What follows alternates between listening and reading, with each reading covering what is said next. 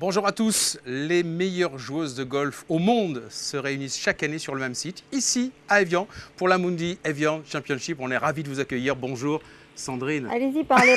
J'en profite, Il fait très chaud, effectivement. Bon, on n'est pas les seuls à supporter cette chaleur et on espère que vous avez pu avoir un peu de frais. Si vous êtes ici à Évian, sur le parcours, vous avez vu que les joueuses aussi souffrent de la chaleur.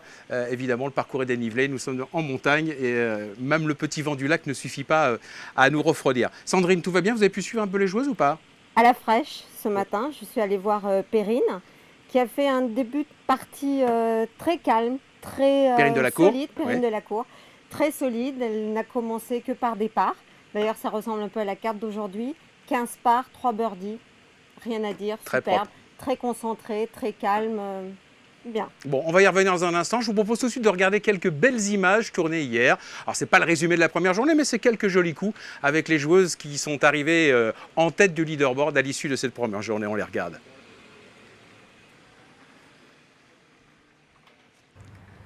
Avec notamment, bien sûr, la japonaise Furué. On y reviendra, 63 dès le premier tour. Elle était seule en tête devant deux jolis 64 faits par Nelly Korda, l'américaine, ou encore la trépidante canadienne Brooke Anderson qui a joué 64 aussi.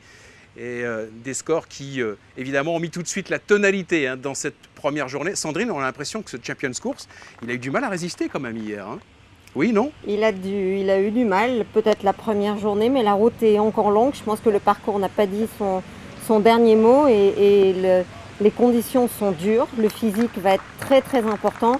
Et il ne faut pas non plus, faut pas s'emballer, il ne faut pas prendre le score du premier jour, le multiplier par 4 et se dire que ça va être marche le pas score comme final. ça. On connaît trop bien le golf. Ça ne fonctionne pas comme ça. Voilà. Donc à l'issue de cette deuxième journée, on pense que le cut sera dans le par. On attend évidemment au moment où nous enregistrons cette émission les dernières joueuses qui vont rentrer. On peut supposer donc que le cut sera dans le par. Mais quand on a pris 5, 6 coups ou 7 coups d'avance sur la première journée, je ne dis pas que c'est un petit confort, mais quand même ça aide à la sérénité pour engager le deuxième tour. Si, clairement, c'est déjà ça de prix. Mais comme je vous dis, on peut avoir des surprises. Il suffit d'un coup de pompe, perdre un petit peu le fil de l'histoire, un petit coup de chaud. On ne sait jamais. On a vu dans certaines éditions que même à 3 trous de la fin, on ne pouvait pas prédire qui était la gagnante. Alors on a 4 Françaises, vous le savez, engagées cette semaine et la meilleure des cartes, on va en parler justement, c'est Perrine Delacour. Vous avez évoqué tout à l'heure ce que vous avez suivi derrière Perrine sur ce parcours. Perrine qui joue pour la 3e fois ici à Évian cette semaine et malheureusement pour elle, par méconnaissance, disait-elle, les 2 premières éditions, elle n'a pas pu passer le cut. Là, elle est très concentrée pour ne rien vous cacher. Elle devait être avec nous en plateau ce soir, mais elle se concentre parce qu'elle a une sorte de pression personnelle. Elle ne veut pas rater ce week-end et donc elle met toutes les chances de son côté pour pouvoir être performante dès demain dans la 3e journée. Donc Perrine, pourquoi pas une Perrine bien placée à l'issue du 3e tour, du Moving Day? Il faut qu'elle reste fraîche. Oui. Je crois que c'est vraiment le maître mot de la fin de semaine. Bien. Elle a gagné 2 fois, vous le savez, sur la 2e division américaine, le 6 mètres à tour. Elle est à la quête de sa première victoire sur le tour américain qu'elle fréquente depuis plusieurs années maintenant. Et je vous propose de découvrir Perrine Delacour, justement, avec un face-à-face avec Céline Boutier. Elles étaient toutes les deux sur le circuit américain tout près d'Atlantic City et elles s'auto-interrogeaient. Un petit extrait, regardez.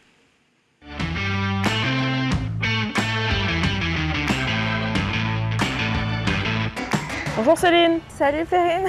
Céline, la première fois que tu as entendu parler du tournoi d'Évian? Je crois que c'était quand j'étais assez jeune, je pense que je devais être au PCC, je pense peut-être 12-13 ans et je me souviens juste que ça s'appelait l'Évian Masters à l'époque, c'était toujours le gros tournoi, juste parce que tous les médias en parlaient et puis tout le monde en parlait en France, parce que c'est vrai que c'était quand même un tournoi assez important d'avoir le LPGA en France et tout le monde regardait. Je me souviens que j'aimais juste aussi que tout était en rose et puis ouais, c'était juste super sympa. Le parcours il avait l'air incroyable aussi avec les vues et ouais, c'était la première fois que j'ai vraiment prêté attention au tournoi. Tu te souviens de la première fois que tu es arrivé sur le site d'Évian, quelle sensation tu as ressentie? Déjà, c'est un cadre qui était magnifique. J'avais les yeux partout, tellement c'était beau. Bon, malheureusement, la première fois que j'ai joué, c'était en septembre. C'était pas le meilleur moment de l'année, mais non, là vraiment c'est une chance énorme. On est sur un parcours en France, le cadre est magnifique. Et puis après, il y avait toujours la tradition où tout le monde est en rose et tout, donc c'est vraiment sympa. Ouais. Le face-à-face Perrine Delacour, Céline Boutier, c'était il y a quelques semaines aux États-Unis. C'est pas l'hôtel Royal derrière. C'est hein, pas je vous l'hôtel rassure, hein. Royal, voilà. On était près d'Atlantic City sur une étape du LPGA Tour, grâce aussi à nos amis de la Fédération française de golf qui nous accompagnaient dans ces placements. Et si vous voulez avoir la totalité de ce face-à-face très sympa, eh bien vous allez sur le site de la FFG et vous pourrez le visionner entièrement. Justement, à propos de Fédération française de golf, le président est avec nous, Pascal Grisot. Bonsoir. Pascal, bonsoir. Le micro, voilà, s'il vous plaît. Pardon, bonsoir. Oui, tout va bien. Est-ce que, première question, un tournoi majeur en France, c'est un coup de booster pour l'ensemble du golf?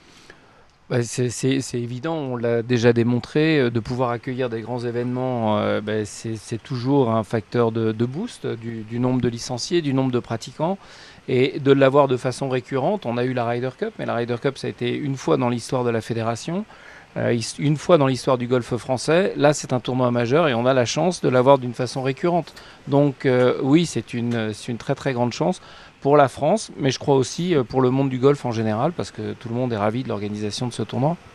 Pascal, à la sortie du Covid, le golf a connu et connaît une augmentation importante de licenciés. Est-ce que c'est un mouvement qui se confirme maintenant, qui continue ?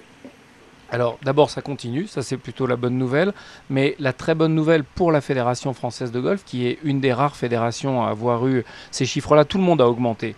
Mais nous on a augmenté et on a réalisé notre record. Le record en termes de nombre de licenciés jamais atteint. Et cette année on va battre ce record, puisque là on est à peu près à 3% de plus que l'année dernière qui était une année record. Donc voilà, les bons chiffres se confirment. Et je vous avoue très franchement qu'on aurait fait le même chiffre que l'année dernière, on aurait déjà été très content. En tout cas, c'est comme ça qu'on a construit notre budget. Et donc cette année, ce sera de nouveau un record. Les jeunes, Pascal, dans la galaxie Evian, c'est le fer de lance. Hein, depuis les plus jeunes, les compétitions, ils ont 10, 12 ans, etc. La Raibo, jusqu'à arriver, hein, on le voit avec Pauline Roussin-Bouchard, jusqu'à ce majeur. Je sais, parce que vous avez eu plusieurs actions dans ce sens-là, que les jeunes aussi, c'est l'axe principal peut-être du développement, l'un des axes principaux du développement de la FFG. C'est l'axe principal pour deux raisons. D'abord parce que le champion de demain, il ne se trouve pas dans la catégorie d'âge des 50-70 ans. Ça se saurait et ce n'est pas le cas. C'est bien dans la tranche d'âge des 8-16 ans. Donc pour cette raison-là, d'abord pour l'ADN d'une fédération sportive, c'est évidemment la promotion des champions, et les champions se trouvent dans cet axe-là. Et puis après, on se rend compte que plus les enfants jouent et plus les parents jouent aussi. Et j'ai eu l'occasion de le répéter plusieurs fois. C'est vrai que quand vous avez la chance d'avoir plusieurs enfants, qu'il y en a un qui fait du football, que l'autre fait du golf, qu'un autre ou une autre fait de la musique, les parents, à la fin, ils se transforment en chauffeurs Uber. Et pendant ce temps-là, ils jouent moins au golf. Vrai, ça, ouais. Et pendant ce temps-là, ils jouent moins au golf. Donc si on arrive à fidéliser les enfants autour de la pratique du golf, eh bien d'abord c'est très bon pour le développement du golf en général, mais c'est aussi excellent pour que les parents puissent jouer eux aussi un peu plus. En 2022, on va parler d'argent, je suis désolée. En 2022, on connaît une augmentation importante des prize money, que ce soit chez les hommes et surtout chez les femmes. Est-ce qu'on peut considérer maintenant que le golf, à cause ou grâce à ça, devient un sport dans la catégorie un petit peu du football qui peut être considéré comme un ascenseur social ? Moi, je pense que le golf n'avait pas besoin. Moi, c'est pas tellement l'augmentation des prize money qui me pose un problème. C'est l'équation économique de chaque tournoi. C'est-à-dire que si les tournois gagnaient beaucoup d'argent et qu'ils avaient une facilité pour trouver des sponsors, on pourrait se dire c'est normal, c'est pas aux promoteurs de gagner de l'argent. Il y a très peu de promoteurs qui font ce métier pour gagner de l'argent. Ils le font parce qu'ils ont envie de participer à une belle aventure, et celle du golf mondial.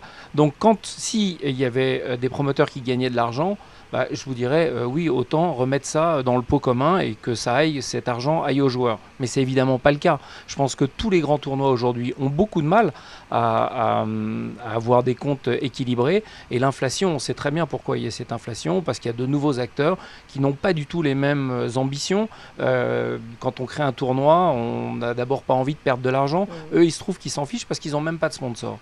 Donc évidemment, ça crée un déséquilibre au niveau du golf mondial. Et personnellement, je ne crois pas que ce soit un ascenseur social, parce que moi, ce qui m'importe, c'est pas le court terme. Ce qui m'importe, c'est le moyen terme et le long terme. Et je pense pas que ce qui se passe en ce moment soit véritablement une bonne nouvelle pour le golf mondial. Et est-ce que ça abîme justement cette Évidemment. notion de compétition? Non, mais il y a deux choses. Il y a la compétition, et puis en tant que président de fédération, moi j'essaye tous les jours de changer cette image que le golf peut avoir, et le golf est vécu encore comme un sport élitiste en France.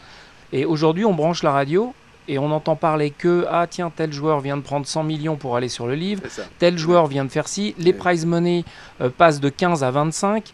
Enfin, je trouve que c'est irrespectueux pour le jeu. Malsain. Malsain, et que des tournois qui ne sont pas des tournois majeurs se permettent, sans même comprendre les codes du golf, de dépasser en termes de prize fund les tournois qui sont les tournois majeurs, ça ne se fait pas. Tout simplement. Enfin, c'est mon opinion et on a le droit de ne pas le partager. Absolument, Hein. c'était la question en tout cas posée par Sandrine, et c'est ce qu'on voulait avoir comme ressenti. Vous ne m'avez pas fait répéter avant. Non, on n'a pas donné les questions, Pascal. On revient au sport. C'est une étape importante cette semaine. C'est notre majeur en France et en Europe continentale, bien sûr. Nos Françaises auront une autre étape importante. C'est l'Open de France, dames, qui arrive bientôt. Ce sera à Deauville. Oui, absolument. Donc les organisateurs ont décidé de changer de destination. C'est vrai que je pense qu'à Bordeaux, tout le monde était content, mais ça fait du bien de changer de temps en temps. Et puis le sponsor principal avait décidé, lui aussi, de vouloir changer de destination.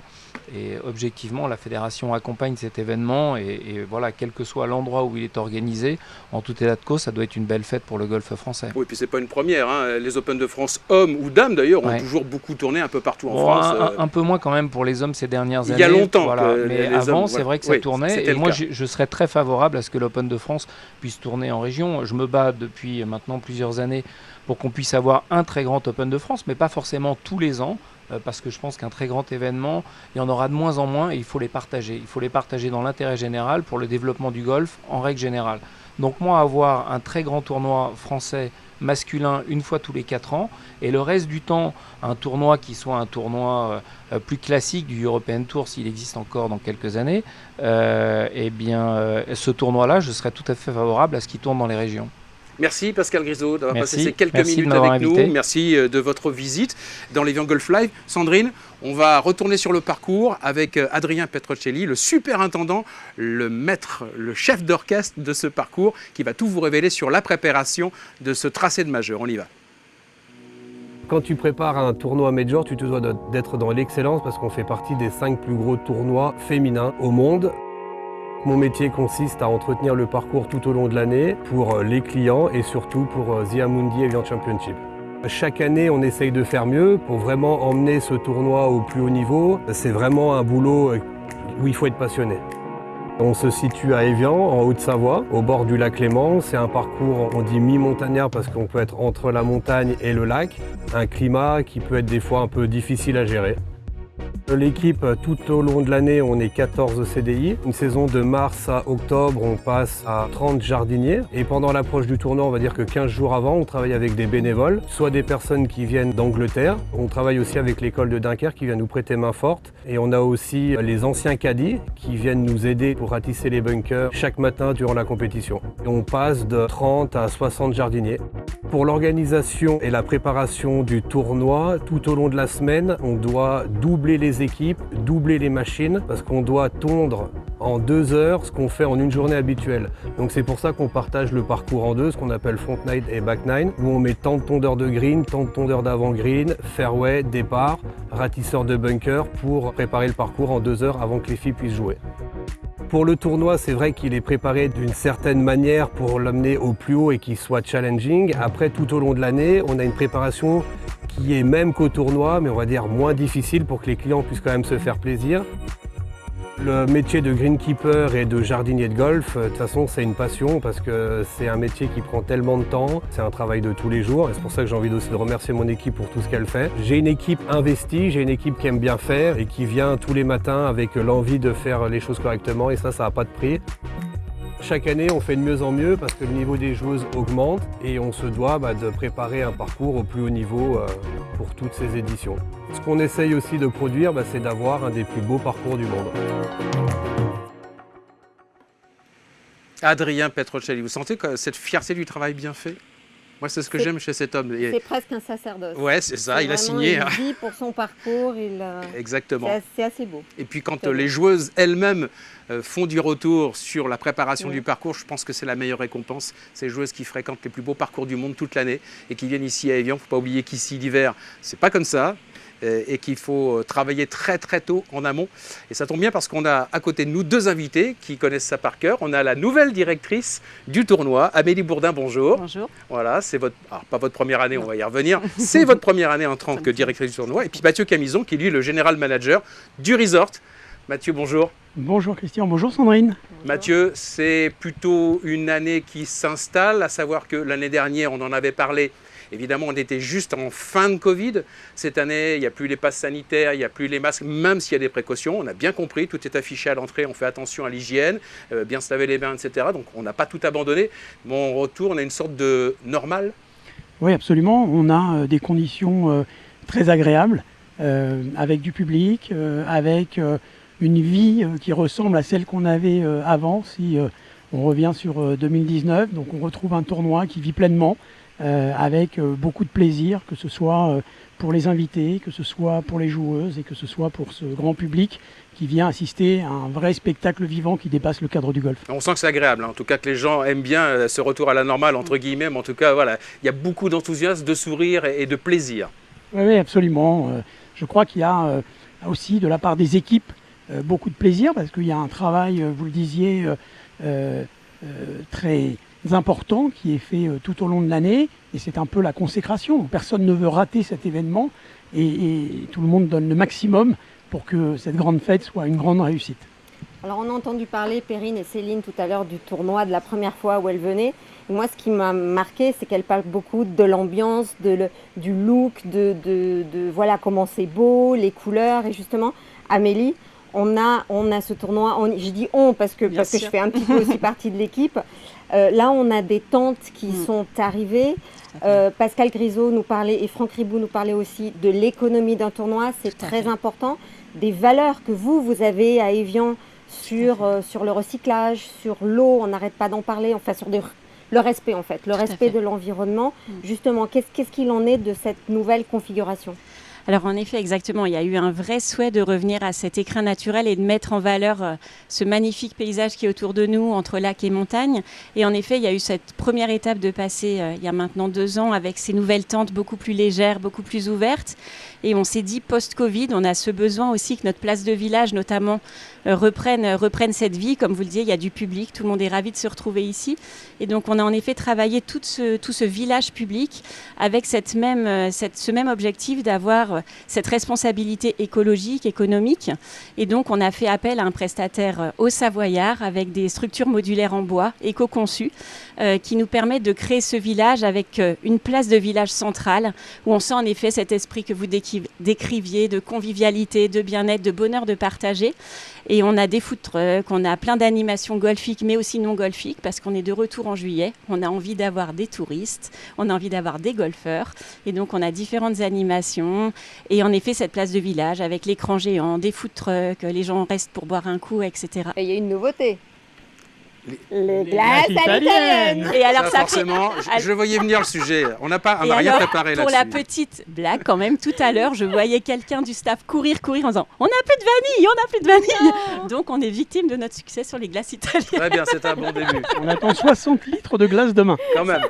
Donc, on est très content de cette Mathieu, évolution. un petit mot sur cet engagement sur la biodiversité. On sait qu'on est très attaché à ça. Vous êtes responsable de ce resort d'une manière générale, de ce parcours que vous connaissez bien. Vous avez été directeur de ce golf, donc... Il n'y a rien de nouveau, hein. On fait ça depuis très longtemps avec beaucoup d'engagement et beaucoup de responsabilités, mais effectivement, on a souhaité s'associer auprès de notre fédération. Vous receviez, Pascal, le label pour la biodiversité. On a concouru à cela. C'est un partenariat entre la Fédération française de golf et le Muséum d'histoire naturelle, audité par une structure naturaliste indépendante pendant plus d'1 an. Pour protéger, l'objectif étant de protéger notre biodiversité sur l'ensemble de nos sites. Et après cet audit, ça nous a permis de savoir exactement quelles étaient les espèces que nous avions sur notre site, comment encore mieux la protéger, comment faire mieux demain. Et on a obtenu ce label argent qui est, alors, pardon, mais pas une grande surprise, mais néanmoins une grande fierté parce qu'on connaît et on a des devoirs, on a une grande responsabilité de protéger nos sites et notre environnement. On a parlé d'Amélie, mais vite, parce Oui. qu'Amélie était le bras droit de Steve Branchon, l'ancien directeur. C'est une femme, il n'y en a pas énormément dans l'équipe. Jacques Binger nous a dit hier que ce tournoi était un tournoi féministe. Est-ce que justement c'est une fierté? Moi j'ai toujours dit qu'être une femme n'était pas une fin en soi, qu'il fallait de la compétence derrière, qu'il fallait quand même délivrer des choses. Justement, comment ça se passe quand une femme dans ce sport de macho, soyons clairs, arrive et qu'à un moment il faut faire les choses, comment ça se passe? Je suis complètement d'accord avec ce que vous disiez, c'est la compétence pour moi. Et c'est les compétences et le sérieux et l'engagement qu'on met dans sa mission qui est primordial. En effet, j'ai eu la chance, post-tournoi l'année dernière, suite à l'évolution de Steve Branchon vers un autre poste chez Danone, que Franck et Jacques me proposent de prendre la direction du tournoi. Et en effet, c'était un peu une suite logique dans mon parcours parce que j'ai travaillé sur le tournoi depuis 4 ans en tant que directrice des opérations, parce que c'est un tournoi que j'aime clairement, qui me passionne. Je trouve qu'on a un champ des possibles énorme.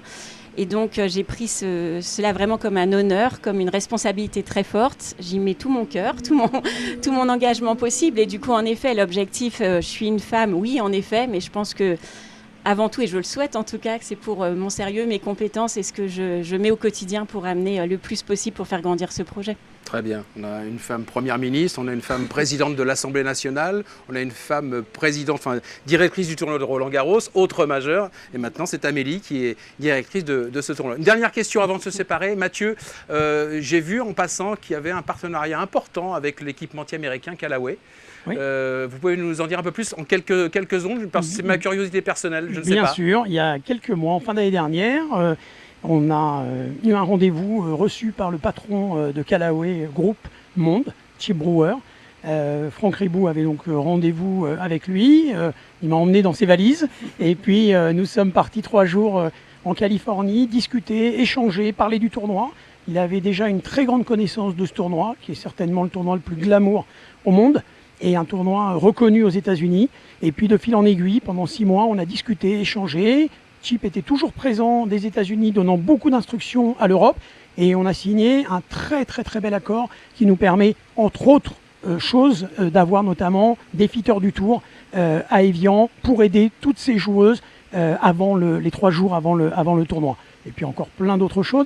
Mais voilà, on en est très heureux, très fiers. Très bien. On va aller justement dans un instant. Je voulais remercier Amélie Bourdin d'être avec nous, Avec la nouvelle plaisir, directrice merci à vous. Mathieu Camison, le boss du resort.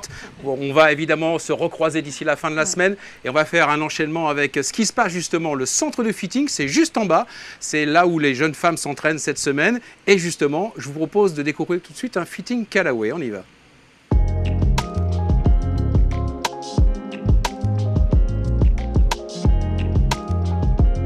Je m'appelle Pierre-Alexandre Gobert, je suis le responsable de l'Évian Resort Golf Club Academy et du Manoir. Et cette semaine, je suis particulièrement en charge de toutes les playing experiences VIP pour tous les invités du tournoi. Et je vais vous parler spécifiquement du fitting et du fitting Callaway. Le fitter, donc c'est la personne qui accompagne le client, utilise différents shafts, différentes têtes de club, différents grips, et l'objectif c'est que le club s'adapte au golfeur et pas l'inverse. Odyssey, c'est la marque de putter du groupe Callaway, et donc le fitting, donc le club sur mesure, s'adapte également au putter, où on peut jouer sur le lie, le loft. Donc le lie étant l'inclinaison du shaft et puis le loft étant l'ouverture de la face de club. Les différentes étapes d'un fitting, donc le client arrive avec déjà son propre sac. On fait un état des lieux du sac du client pour voir si le sac et les clubs qu'il a lui conviennent. Et là, on adapte, on ajuste avec tous les modèles de la gamme Callaway. Donc pareil, on regarde le shaft, sa rigidité en fonction de sa vitesse de swing. Après, on regarde la tête du club, s'il a besoin d'une tête plutôt tolérante, plutôt performante, sachant qu'il peut faire des balles à droite, des balles à gauche. Donc on adapte la tête à son style de jeu. Le fitter prend toutes les caractéristiques physiques du golfeur et il est aidé de ça d'une technologie radar pour avoir des données balistiques et des données de club, chemin de club, pour adapter le shaft à sa vitesse de swing.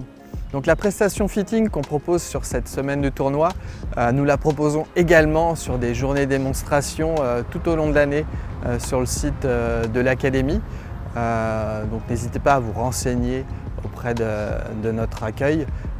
C'est une prestation qui s'adapte aussi à des joueurs moins confirmés, plus débutants, la gamme Callaway étant assez large pour aussi satisfaire de jeunes golfeurs. Voilà, il n'y a rien de mieux que la préparation des clubs à votre mesure, avec votre taille, votre poids, votre force, que vous soyez... Vous avez pris votre rendez-vous ? Non, mais je ne vais pas tarder. Voilà. On va parler maintenant, mettre un coup de projecteur sur deux joueuses qui nous paraissent, Sandrine et moi, incontournables. Il y en a d'autres, évidemment. Le choix est un peu arbitraire. Mais on voudrait vous parler de Ayaka Furue et Brooke Anderson, la Canadienne, la Japonaise et la Canadienne, qui cette semaine... Alors, on a préparé ces deux portraits un peu plus tôt en semaine. On se disait qu'elles allaient être dans la course. Elles sont dans la course à l'issue de cette deuxième journée. Elles sont même très bien placées. Et je vous propose de regarder quelques images de ces deux jeunes joueuses.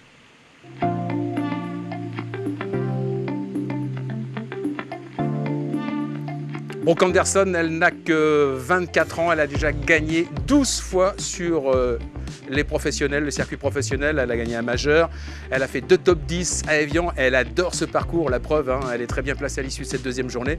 Et puis Ayaka Furue, la japonaise, jeune également, elle a 22 ans, hein, Brooke Anderson elle en a 24, elle a gagné 7 fois sur le circuit japonais. Alors Furue, elle est fraîchement arrivée sur le LPGA Tour, le circuit américain, elle a eu déjà une belle carrière sur son circuit japonais. Et l'année dernière, pour la première visite à Evian dans ce majeur, l'an passé donc, elle a fini 4e.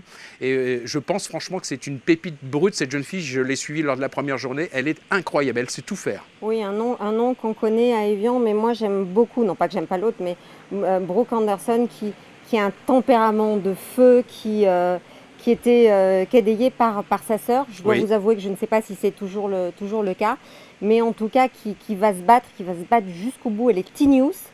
Et là, elle est très très bien et il y a encore 2 jours, il faut tenir et on va voir ce qui se passe. Voilà, en tout cas, on a craqué sur ces deux jeunes filles qu'on vous montrera un peu plus largement évidemment dans nos éditions du week-end.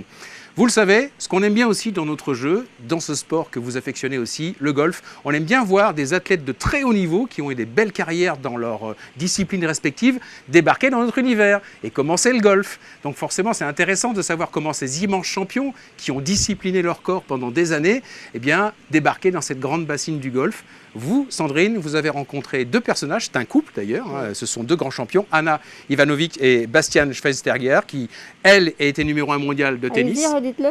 Bastian. Schweinsteiger. Et lui a été un grand joueur de foot, notamment pour le Bayern de Munich. Il a même été capitaine de l'équipe d'Allemagne. Il a gagné la Coupe du Monde, je crois, en 2014. Les amis footeux n'en voudront pas, je pense que c'est ça avec l'Allemagne. En tout cas, voilà, ils sont en couple. Bastien, lui, connaît le golf depuis quelques années, mais Anna le découvre et vous les avez rencontrés, Sandrine. Tout à fait. Un couple de sportifs, compétitifs, adorables. Elle est aussi belle que sympathique, élève très très douée. Je lui ai fait taper quelques balles. Il a du souci à se faire, clairement. Et voilà, et ils ont joué le programme, ils ont adoré l'endroit et je pense qu'on va les revoir. Anna et Bastian, le couple de grands champions qui s'immergent dans le grand bain du golf.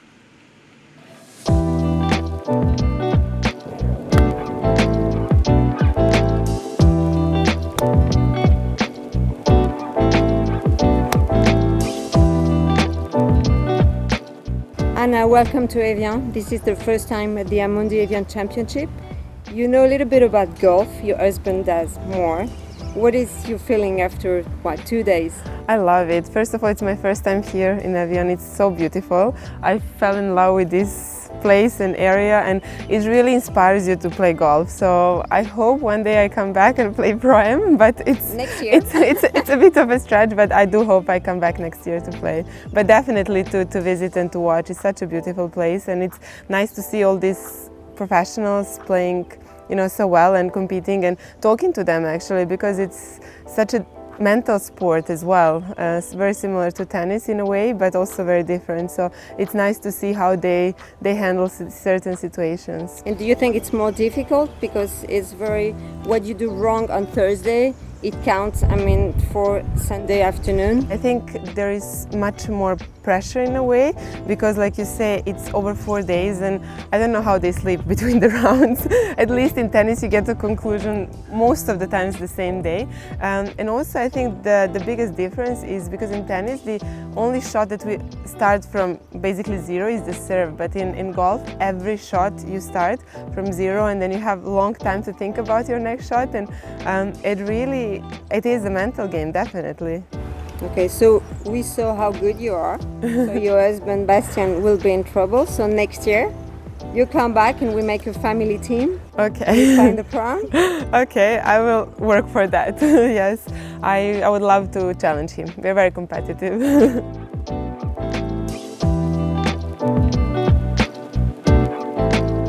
So Bastien, welcome to Evian. You're the golfer of the couple.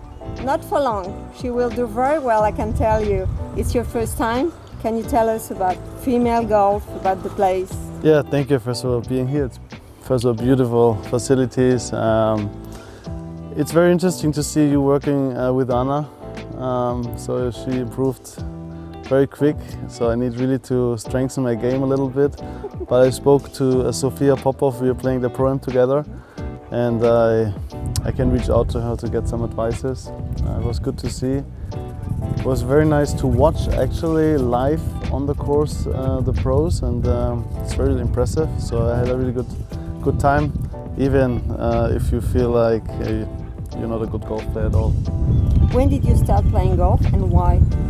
Why? Because my father actually, he started playing golf. I started when I was 14 in a small Austrian golf club called Kössen. It's very close to the border to Germany. That was the nearest one of our home.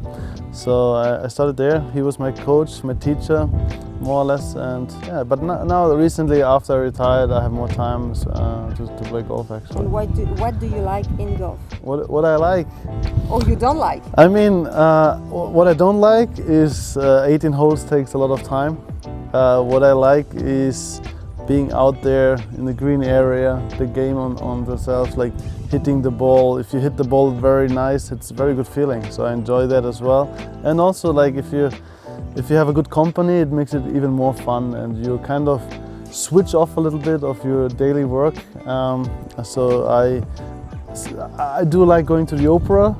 So it sounds weird, but when we play golf, it feels also a little bit like this, of switching off everything and focus on the beauty of the game. Okay, thank you. Thank you. We do it again. Il y a challenge quand même entre Anna et Bastien dans le couple. Elle est débutante, vous l'avez vu, l'ex-numéro 1 mondial de tennis, la Serbe, et puis bien sûr Bastien qui, lui, était un des plus grands footballeurs de sa génération, champion du monde en 2014. Moi, ce que j'aime bien dans ce que vous avez fait, Sandrine, c'est qu'on touche du doigt ce que de grands athlètes, de grands sportifs mettent en avant de notre sport quand ils le découvrent. Je trouve ça très intéressant. C'est le sport le plus pratiqué par les sportifs qui demandent de l'abnégation, de l'humilité, de la patience et de la concentration. Donc c'est pour ça qu'on retrouve des joueurs de tennis, des pilotes de Formule 1, des kayakistes, on en a vu pas mal ici, handballeurs et autres, des champions olympiques, des champions du monde. Voilà, en même temps, je trouve que c'est un joli compliment pour le golf. Dieu sait que ce sport est tellement frustrant, on est à 90% d'échecs et pourtant on y revient. Et pourtant on y revient. Voilà, j'espère que vous reviendrez avec nous demain. On se retrouve évidemment sur les réseaux sociaux en attendant avec nos diffusions tous les soirs de l'Evian Golf Live, que ce soit sur notre chaîne YouTube ou sur notre espace dédié Facebook. Avec Sandrine, on aura le plaisir de vous retrouver demain pour notre 3e journée. Portez-vous bien, bon golf si vous jouez. À demain.